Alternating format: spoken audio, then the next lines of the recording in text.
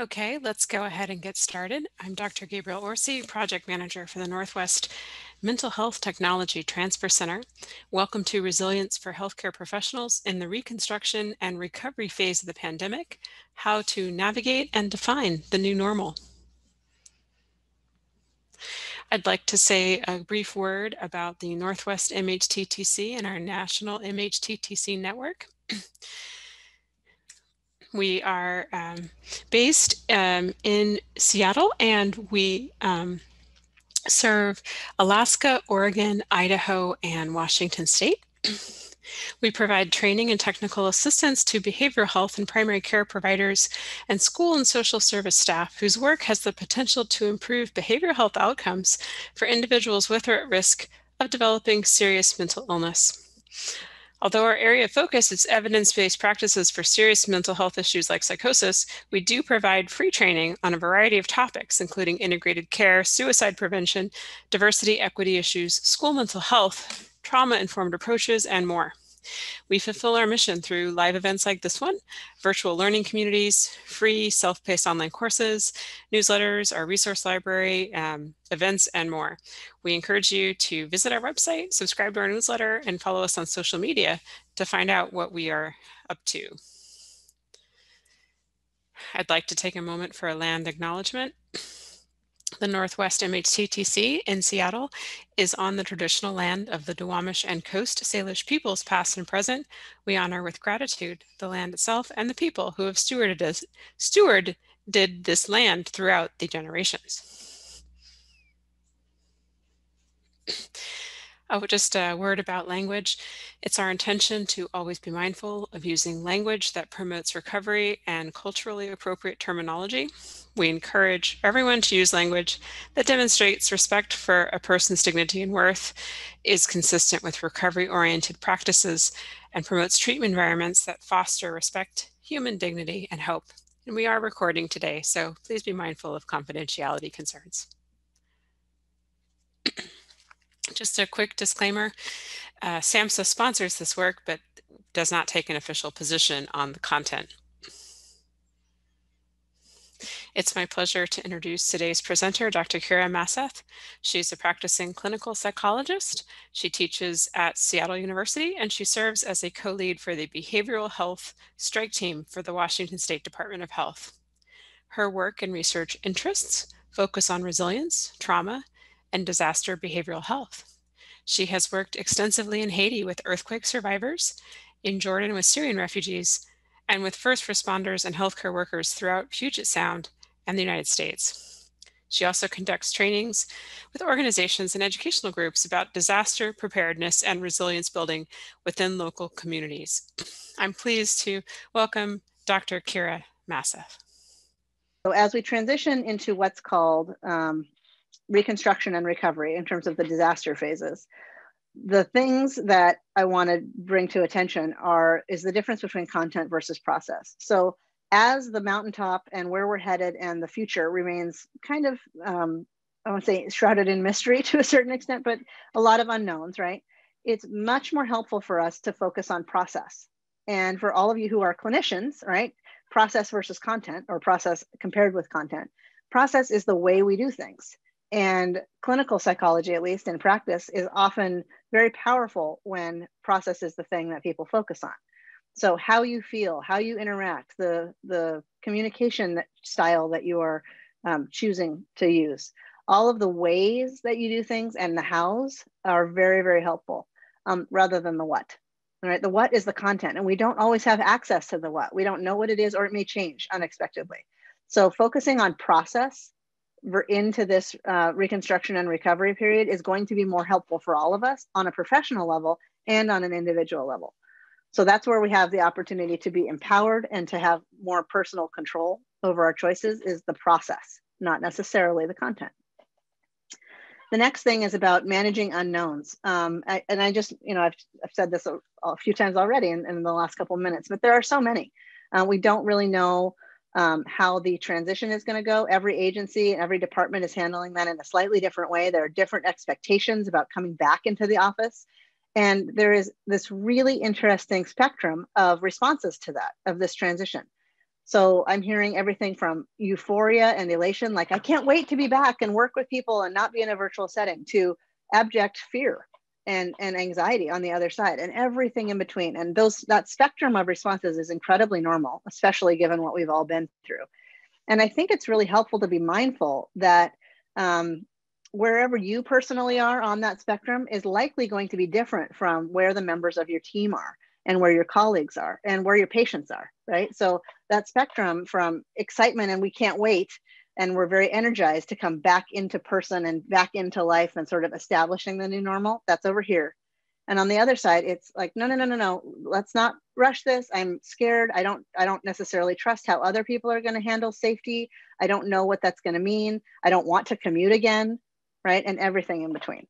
So that unknown and associated fear with excitement and anxiety is a big thing.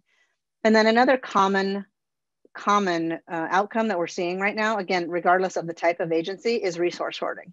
And that's a natural kind of a knee-jerk reaction that human beings have when you suspect that things are going to change. People say, you can't touch my stuff, basically. It's like, I don't want you to mess with my routine. I don't want you to mess with my staff. I don't want you to mess with my budget. I don't want you I don't want anybody to come in and tell me or take something away. So I'm going to sort of try to control the things that I have control over to prevent changes from happening. That is really incredibly normal right now too. So we are going to talk a little bit about communication throughout this presentation today, and then I'll share the model with you as well, Adapt and Thrive. So this is, sorry, I apologize that this slide, I have to keep it out of presentation mode because I got to be able to see it. This slide represents the known pattern of behavior that human beings have to disasters in general. So it's adapted for COVID slightly, but the pattern generally applies regardless of the type of disaster that we've experienced. So impact was 2020, about March 2020, and then the heroic and the honeymoon phases. These aren't my names for it, by the way. These have been labels that have been around for decades now. The heroic and honeymoon phases are April, May 2020. And then we had a really extended disillusionment phase in the fall and winter. In Washington state, we were affected by at that time for us, it was the third wave, a third spike in illness numbers, and it resulted in additional restrictions right before the holiday season. So we had the dark, cold winter months where the weather certainly affects people's mental and behavioral health. And then we had a wave of illness and infections that caused additional restrictions. So the disillusionment phase really became extended. And what's important to understand about resilience and reconstruction and recovery moving forward is that where we are right now is about here. And what you'll notice on this chart is that there's a split.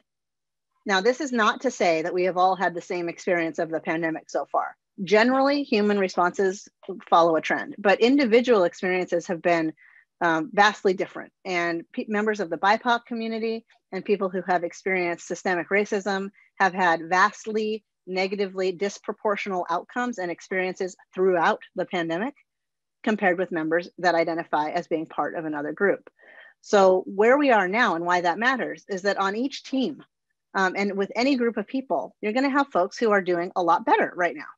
We're about, what is this, month 13, 14, as we head towards June, we're right up in here. And people are going to be feeling, some people are going to be feeling optimistic and enthusiastic, and they're going to have more energy than they had even a couple months ago. And the data support this. We're seeing those trends. We're seeing anxiety and depression go down in general. Now, the exception to that are people who have experienced what we call a disaster cascade based on a number of different factors. Those can be social factors, economic factors. Does that, like concrete primary COVID impacts? Did you get sick? Did you lose a family member, et cetera? So in any group of people, you're going to have folks on the traditional recovery pathway, and you're going to have people on what we call the disaster cascade pathway. And the experience of resilience that people have is going to be vastly different depending on which pathway experience they're having. And being mindful of that, just recognizing that those individual differences are likely to be stronger, and the split is likely to get bigger in terms of our behavioral health symptom expression over the next 6 months is very, very helpful to consider from a clinical perspective. So I mentioned these already, but there are different buckets that affect which pathway someone is experiencing. Social marginalization, economic status and access to resources, previous adversity, socio-political climate, all of these things, right? They come together to inform the recovery pathway that someone is on. Okay, resilience can be determined in part by the way that our brains respond to disasters. And resilience growth can be influenced by, number one, being aware of this process, and then number two, intervening in it, because we do have the capacity, right, to influence how our brains process information. So the limbic system and the prefrontal cortex are the systems in the brain that are the most directly affected by disaster recovery. The limbic system, because it has been in survival mode for more than a year now. And the job of the limbic system is to scan for threats and to activate our body to tell us whether we should be afraid or excited or how we should feel about a particular thing. The limbic system is not so concerned with what's appropriate socially, filtering anything, or controlling impulses. It just isn't. It's concerned with emotional, intense, and sometimes impulsive responding to things. So everybody's limbic system across the board is tired. And a function of a tired limbic system, or a byproduct, I should say, is that everybody's a little bit more on edge, a little bit more likely to express anger or emotion in an intense way, and a little bit more likely to be impulsive with our behavioral choices. So that has huge implications for the way that we, to the extent to which we feel resilient. If we're snapping all the time, snapping back at people, that might decrease our sense of connection that we have with other folks, and it might make us feel like we're isolated and we're not really being understood by other people. And that's a neurological function. The other thing that's happening that I'm going to tie into resilience is with the prefrontal cortex, and that is our ability to track, plan, organize, focus, all the stuff we have to have at work.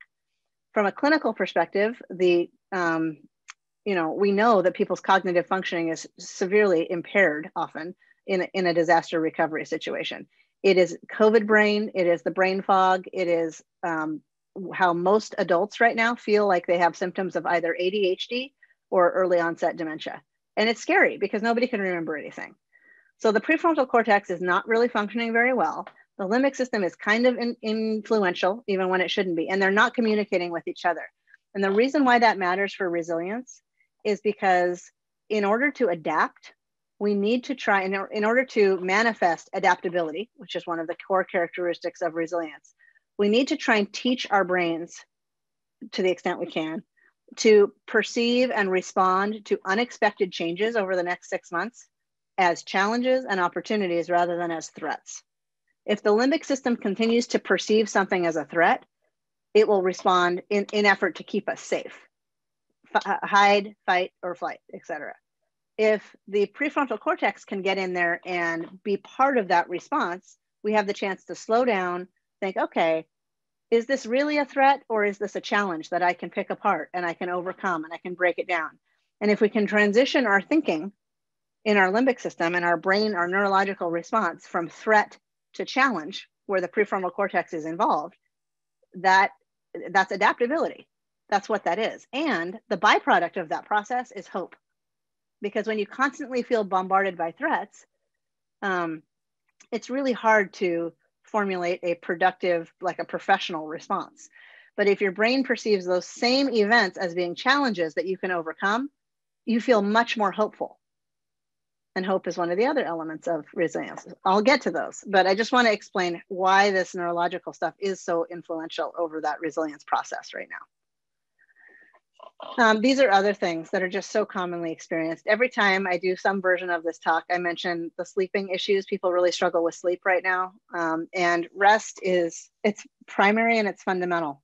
People have to have enough rest, or a lot of this stuff isn't a realistic possibility. So if sleep is a primary issue that you are seeing with your clients or your patients, or it's something that you yourself have been struggling with, there's so much great information about the basics of sleep hygiene, so many options for people, but just some of the basic things like trying not to look at your phone after a certain time at night so you don't have the neurological stimulation, keeping a notepad by the side of your bed to write down anything that wakes you up, get it out of your head and onto the paper, trying to go to bed at about the same time every night and try to get up at about the same time every morning.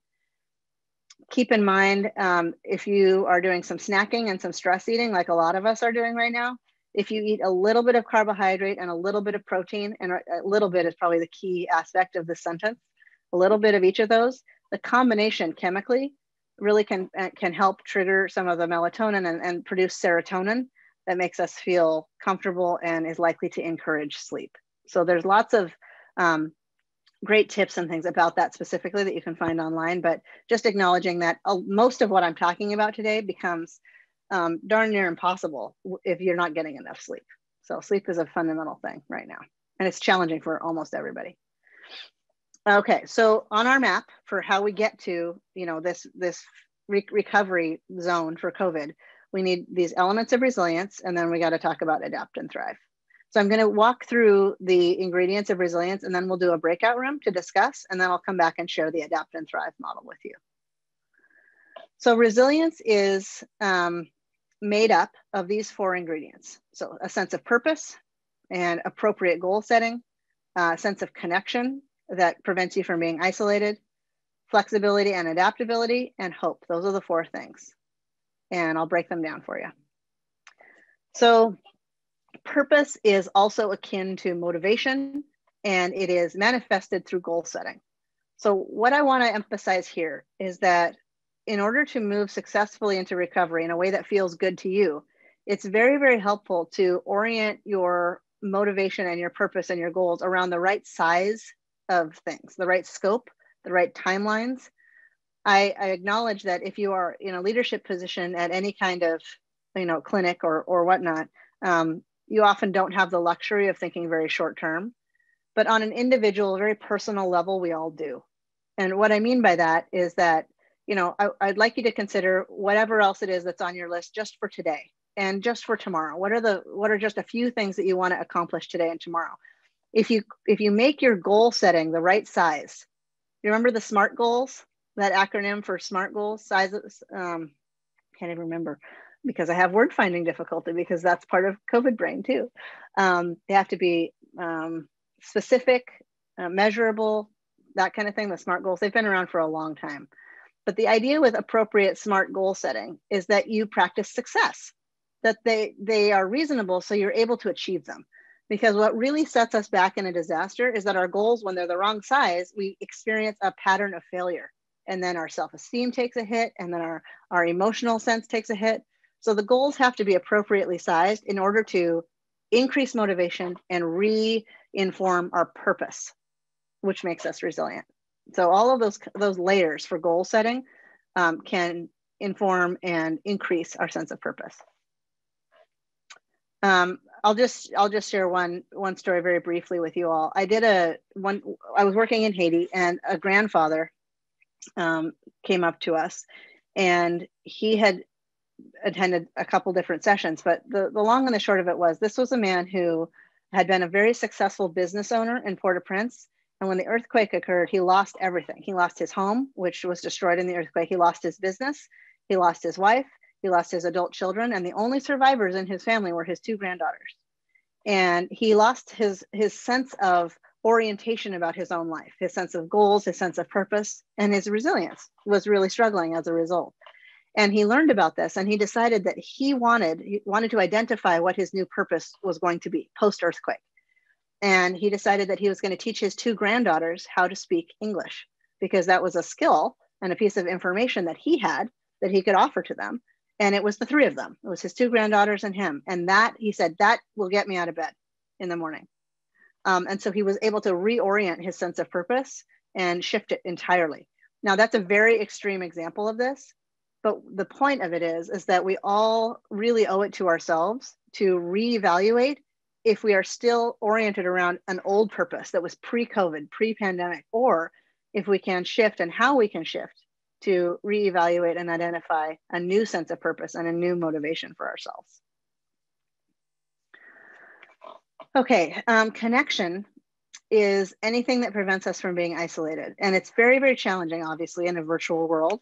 But we have found ways to creatively stay connected to people that we used to know and also connect to new people. For example, if we weren't in this context, I would never have the opportunity to talk to you all.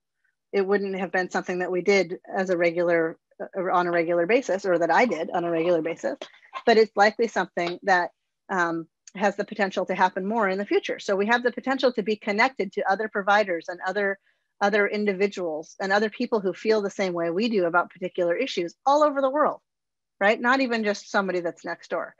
So connection is tricky, but it's possible. And it's important to be creative with it.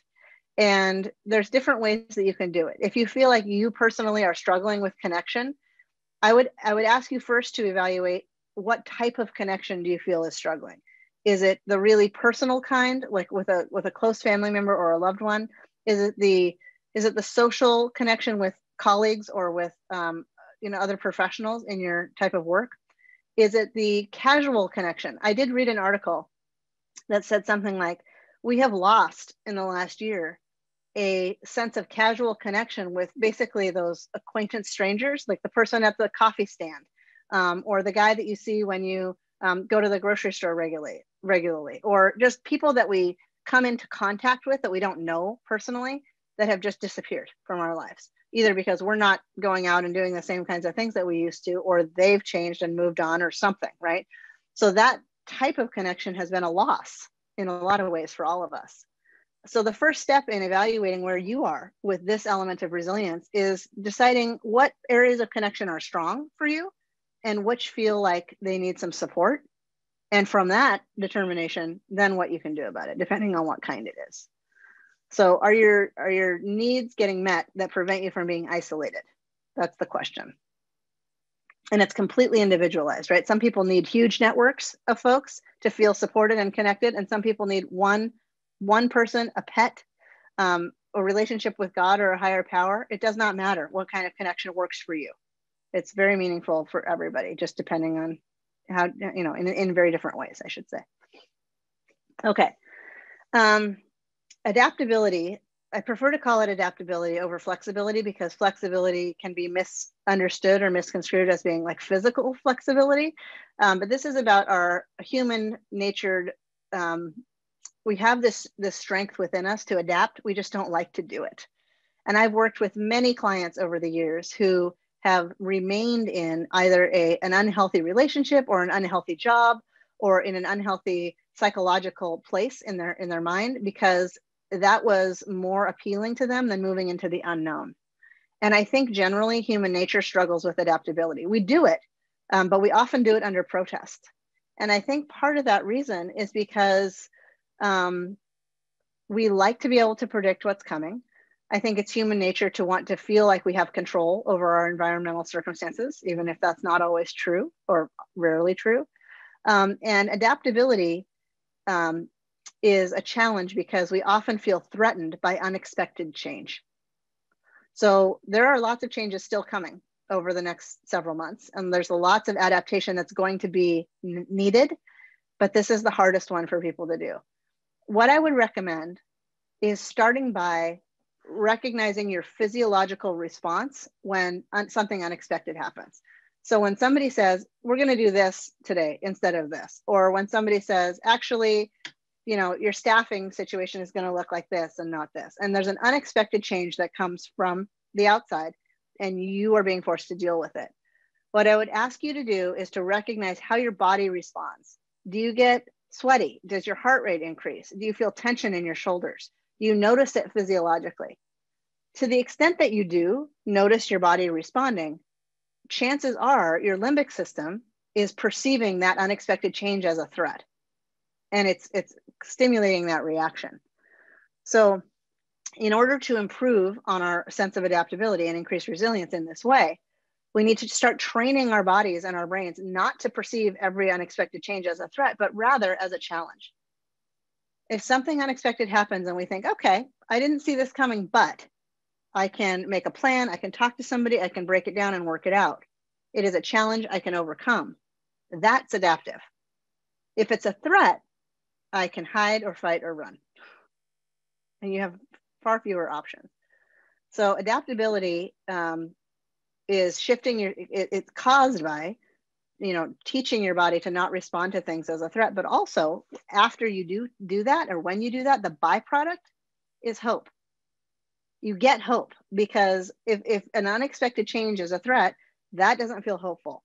If you can be adaptive and think, okay, well, you know, I did not see June working out this way, and this is what I'm faced with. Meh, what are my options here?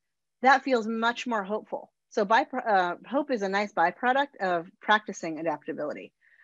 It's also not the same thing as optimism. It's grounded in reality. It is the other side of the coin. Here's the side of the coin that we always are worried about. These are all the things that can go wrong, and hope lives over here. There is always another side. And this side isn't positive. It's not happy. It's realistic potential opportunity. So this is the side that we're always focused on and worried about, but hope is what lives on the other side. And I have to note also that there's a lot of research and a lot of good information that the concept of hope varies dramatically depending on, you know, what your lived experience has been. If you have experienced systemic discrimination or racism, your level of sort of internal hope about things is tempered by those experiences.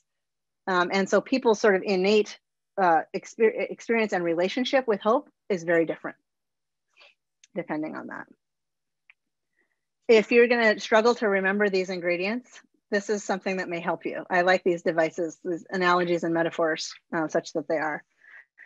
So purpose is the fruit of the tree. This is what we're doing, why we're doing it. What are we producing? What are our goals, right?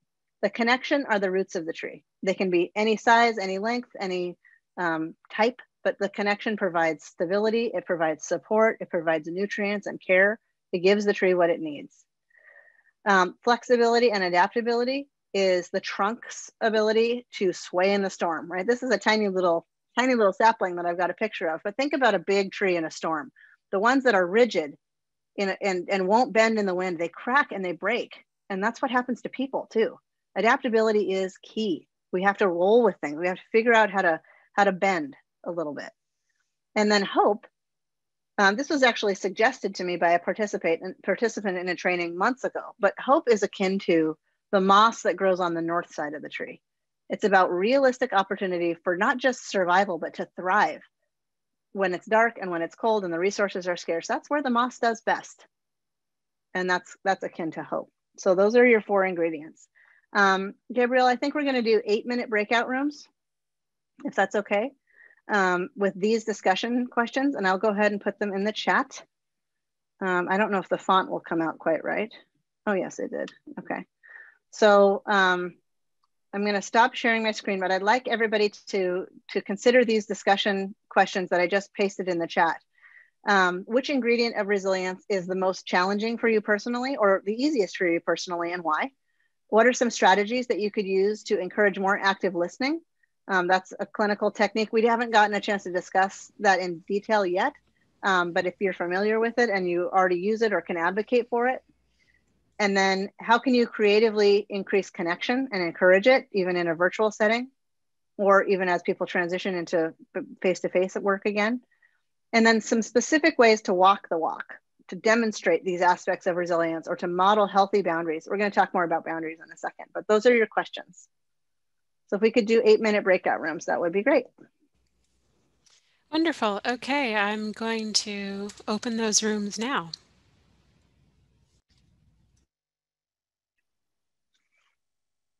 Hi, everybody. Thank you for participating in the breakout rooms. I'll just give a minute. If there's any examples that came up in your breakout rooms, in your conversations, to add to the chat for us all to learn from, I think that's helpful.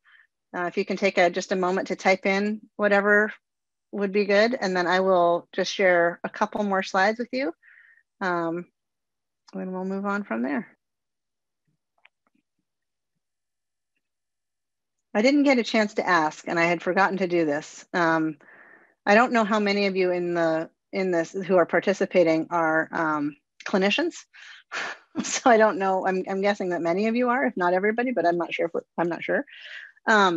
But in clinical psychology, at least, we talk about process versus content all the time. So when someone says, you know, when we say, oh, it's a process issue or it's a content issue, like usually from a clinical hat wearing perspective, everybody knows kind of what that means. But so due to my lack of familiarity with exactly what everybody's role is, I just want to emphasize that this next section is about the way to do something or suggestions for how to do it rather than the what, right? So this is the process rather than the content. Adaptability and connection is the most challenging. Yeah, that was something we talked about in our room too. And we also felt that hope was something that, at least for several members of our group, that hope was the most powerful or the most meaningful in a lot of ways for us. Yeah, good. Thank you. Okay, so we're not going to get a chance to go through each one of these pieces of the acronym in detail, just as a function of time, but you will have access to all of this in the slides, which will be linked when we're done. It'll be on the webpage, I believe. So the ADAPT acronym starts by focusing on a process around acquiring information. And when the goal, the mountaintop, the outcome of COVID and the pandemic still remains somewhat obscure and difficult to see, we really have to start by organizing and focusing on the information that we do have and that things we already know. Oftentimes our brains trick us into thinking we know more than we do, or we don't know a bunch of stuff. But when we actually get organized and we write it down, and we start, just kind of getting it on a piece of paper, that act of acquiring information, that process actually can help us to feel better because it gets our prefrontal cortex, feeling like we're organized and more grounded in reality. It's a little bit more objective because our brains get focused on certain aspects and they don't see the whole picture often. So acquiring information includes the things you know and the things that you're not sure of. And the things that you know to be untrue or whatever it is, write it down, get organized for yourself, especially when it comes to big decisions that you have to make in your life. Acquire information about pros, about cons, and really try to step back, take a little bit of time and be as objective as you can about that process. The second piece is to develop options after you've acquired the information, narrow it down. So make a list of options that are realistic and that seem reasonable to you based on the information you have at hand. So start with the acquiring options, narrowing it down to develop options for what to do. Maybe this is a concern or an issue that you have about childcare or educational options for your family in the fall. Maybe this is about what the summer, like, do you get to take a vacation this summer and what's that going to look like? What are the realistic options? I don't know. I don't want to assume what anybody's particular is on anybody's list particularly. But this is about, again, the process, regardless of what it is that's on your list. So from your list of options, the next thing to do is to address key issues. Find one or two from your list of options. It's narrowing down even further now and address it. Find a concrete action, a behavioral activation item to do with that thing. One example of this, addressing a key issue, is just finding a small way to try something new or a small way to start a new routine for yourself, whether if you want to orient around being a little bit healthier over the spring and summer, whether that's exercise or food or sleep or whatever it is, right?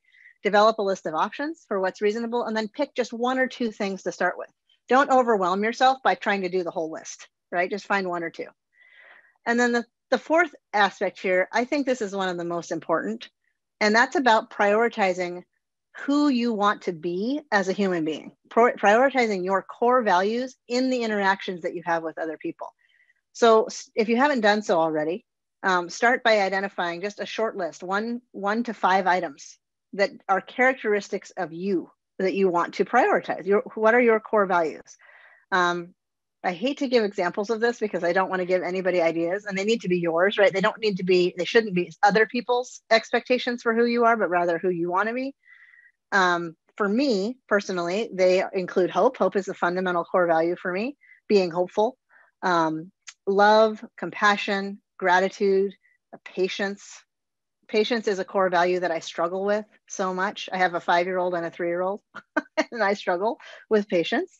But those are my values. So the idea with this one, in this ADAPT model, is to prioritize my values when I have interactions with people. So if I want to be more patient, how can I express that value in my interactions with my kids, with my partner, with my colleagues? My husband will call me out when I am losing my temper a little bit too quickly, and he'll he helps remind me that patience is something that I want to focus on.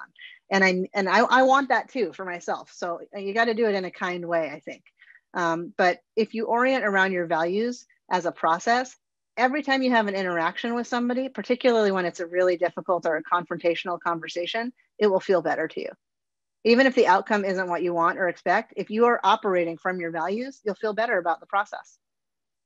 And then the last one is to talk about it, to continue to let behavioral health, experiences and symptoms be part of the conversation at work and at home.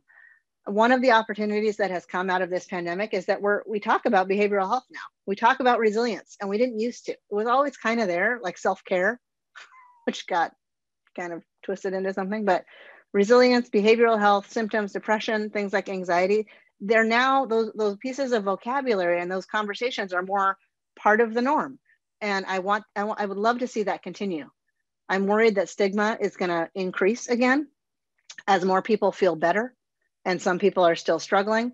I'm worried that there's going to be an us them where I'm doing better. Why are you still having a hard time here with this pandemic, right? That mentality, and talking about it and listening to understand how other people are doing will help reduce stigma or keep it down as much as we can, and normalize behavioral health lingo and conversations. Okay, this is the second part of the model. This is about the things to focus on. So this is more content oriented. The adapt part is the process, and the thrive is the content. So the first thing is transparency. That is sharing the not so good news and the good news. That's being more transparent with how we're doing, how we're feeling, and not hiding those aspects of ourselves. The second one is health in general, and that goes with what I was just saying a second ago. Behavioral health, mental health, physical health, all of it. Health is health, and prioritizing and focusing on mission critical aspects of health, not just like self-care, like when we have time for it on the side, which is kind of what work culture does, but maintaining health as a priority, because that's what's going to help us thrive. It's not a survival thing. That's a thrive thing. We have the opportunity here. And then resilience, we talked in depth about the ingredients of resilience. That's an area of focus. The fourth thing is integration. And what I mean by that, not just neurological integration, although that certainly helps too, but integrating our thoughts, our feelings, and our behaviors, making them cohesive with each other.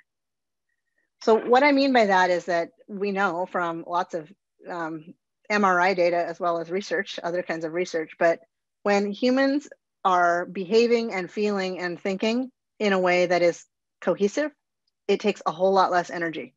It's a lot less stressful when we're all on the same page with our thoughts, our feelings, and our actions.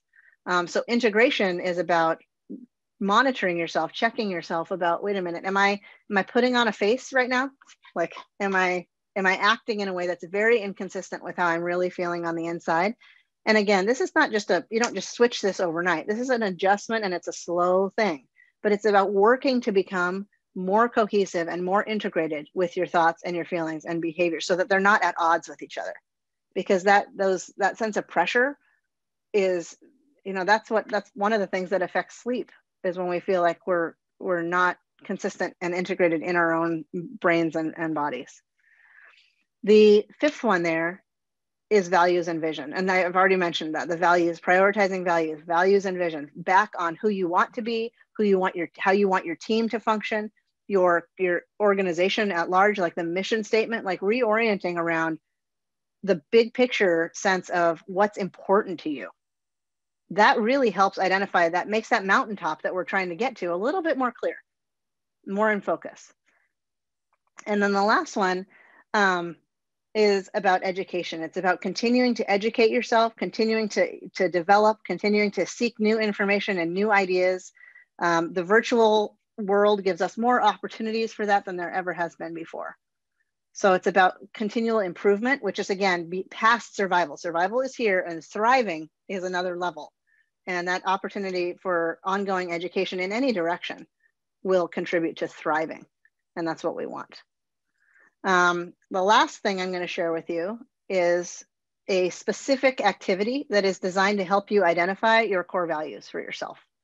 because I think this is such a fundamentally important piece of the resilience work, and for everybody, not just healthcare providers, but this is fundamental to resilience. It's more simple than it looks, so I'll just try to explain it verbally. I'd like you to suggest that you put a single descriptor, a single word in each of these bottom 5 bricks, one word in each one. And each word just describes one of your core values. If you can't come up with 5, that's fine. Just identify 1 or 2, a single word in each of the bottom bricks. And then write today's date. What is it? The 18th? So 5/18/2021 in the blue circle, right? The idea is that you keep this available to you. You can stick it on your wall or just have it somewhere that you can access. And then you go back in a couple of months and reevaluate it. But what I'd like you to do after you identify these core values, and you can just make a list. It doesn't have to look like a pyramid, just a list on a piece of paper. I want you to then decide for yourself how completely embodied that characteristic is for you as of today.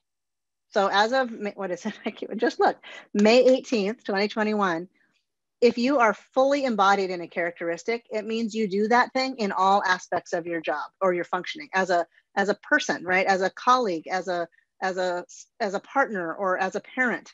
All of the different roles that we play, right? That character, that core value is embodied in all of the roles. So that you could give yourself 90 to 100% if that's the case. That's not usually the case for most of us. I'll give you an example. Sometimes I have clients or students, because I do this with my students too, who pick, but I don't look at it. I just have them do the activity. But sometimes people will pick something like honest. Like, I want to be an honest person, okay? Most of us don't go around pathologically lying to other people, but most of us aren't honest with ourselves. And we will say things to convince ourselves of stuff. So when you're doing your own evaluation for how fully embodied any of these things is, keep in mind it's how you treat yourself too. If compassion is one of your core values, are you compassionate with yourself? Right? And include that in your analysis. And you can identify a specific percentage, right? How fully embodied is this value in you today from 0 to 100%? And that will give you a very, very clear foundation of the values that you would like to focus on. I hope that makes sense. And then there's not really another piece to this besides that when you get out of bed in the morning until you go to bed at night, you have the opportunity to contribute in tiny, tiny particles, tiny grains of sand to each one of these core values, or you're building somebody else's pyramid somewhere else because you're not focusing on that. So this doesn't fix anything. This is just about giving you a way to orient and develop your own sense of self, which contributes directly to resilience as we move into the unknown. It's a very, very grounding thing. Are there any questions about that? We have 4 more minutes, so I'm gonna leave this slide up in case there are additional questions. The remaining bricks are for you to identify new core values. As any of these first ones that you come up with get close to the 95-100% range, then identify a new one. The idea is that you shouldn't be working on more than 5 at a time because that can get overwhelming. But as one gets full, then you identify a new brick and so forth and so on. You don't have to do the pyramids per se, but just kind of make a list for yourself about the values that are important to you. Any questions on any of it, or resilience or anything? I'm not seeing questions in the chat. Just a reminder that we are going to share the slides and the recording of the webinar later, as well as an email with a link where you can download a certificate of attendance. Just give us a couple weeks to pull all that material together for you.